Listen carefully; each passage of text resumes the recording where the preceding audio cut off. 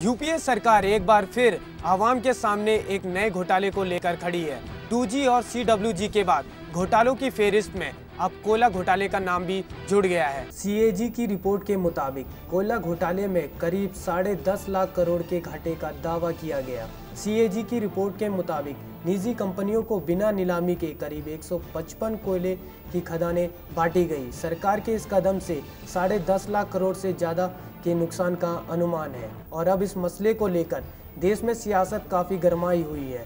एक तरफ मुख्य विपक्ष बीजेपी ने सीधा निशाना साधते हुए उनके इस्तीफे की मांग की है, वहीं सरकार को समर्थन दे रही समाजवादी पार्टी भी इस मसले पर प्रधानमंत्री से सफाई मांग रही है। गौरतलब है कि उस वर्ष में कोयला मंत्रालय प्रधानमंत्री मनमोहन सिंह के पास भी रहा था। इस रिपोर्ट के आने के बाद आज संसद में जोरदार हंगामा भी हुआ, जिसको लेकर विपक्ष ने कहा कि प्रधानमंत्री को नैतिक जिम्मेदारी लेते हुए इस्तीफा दे देना चाहिए। मनमोहन सिंह एक बार फिर 2G के बाद विवादों में है। हालांकि प्रधानमंत्री ने गठबंधन के अपने पुराने राग अलपे हैं, लेकिन इससे ना तो विपक्ष सहमत है और ना आवाम सहमत होने वाली है। बेहतर ये होगा कि इस मसले पर सरकार साफ करे कि इस घोटाले का वास्तविक जिम्मेदार कौन है। कैमरामैन पंकज के साथ मैं सुबोध।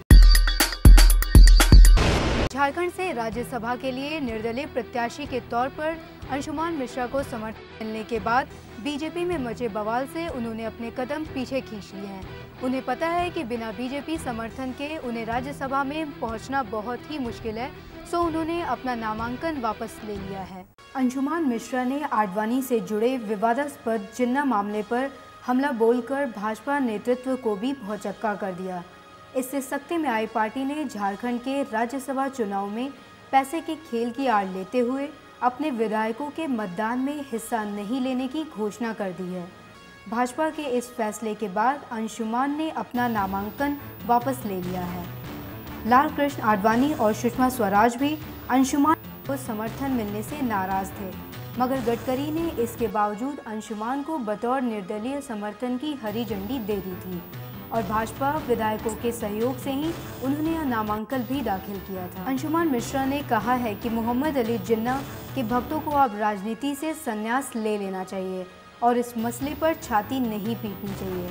मिश्र के इन तेवरों के बाद भाजपा नेतृत्व को कलह यहीं थामने के लिए राज्यसभा चुनाव से दूरी बनाने का ऐलान करना पड़ा।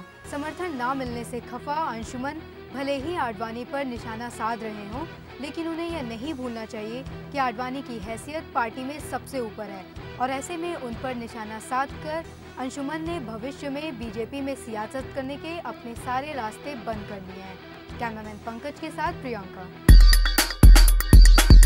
कर्नाटक में एक बार फिर मुख्यमंत्री बनने के लिए BS येदियुरप्पा भले ही जोर लगा रहे, लेकिन उन्हीं के शागिर्द सदानंद गौड़ा ने उनकी राह में कांटे बिछा दिए हैं। खनन मामले में लोकायुक्त जांच के घेरे में आने के बाद बीजेपी आला कमान ने येदियुरप्पा से इस्तीफा ले लिया, लेकिन कर्नाटक के मुख्यमंत्री पद की कुर्सी पर कौन बैठेगा ये फैसला येदियुरप्पा ने ही किया है।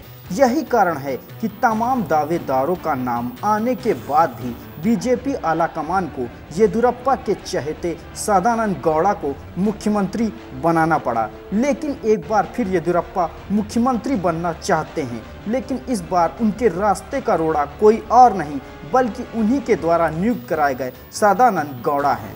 कर्नाटक से दिल्ली तक परेड कराकर जहां येदियुरप्पा अपनी ताकत का एहसास हाईकमान को करा रहे हैं, तो वहीं दूसरी तरफ सदानंद गौड़ा नेतृत्व परिवर्तन की संभावना से इनकार करके येदियुरप्पा के दबाव की सियासत की हवा निकाल रहे हैं। बीजेपी का इतिहास रहा है कि एक बार मुख्यमंत्री पद की कुर्सी से हटने के बाद दोबारा इस पर काबिज होना आसान नहीं रहा है। चाहे कल्याण सिंह हो या उमा भारती या फिर मदन लाल खुराना, इनमें से किसी को भी दोबारा मुख्यमंत्री बनने का मौका नहीं मिला है। उत्तराखंड में अगर खंडूरी लौटे भी तो जनता की अदालत में शिकस्त खा गए। ऐसे में येदियुरप्पा के लिए दोबारा मुख्यमंत्री पद की कुर्सी पर लौटना आसान नहीं होगा। कैमरा पर्सन पंकज के साथ अमरदीप।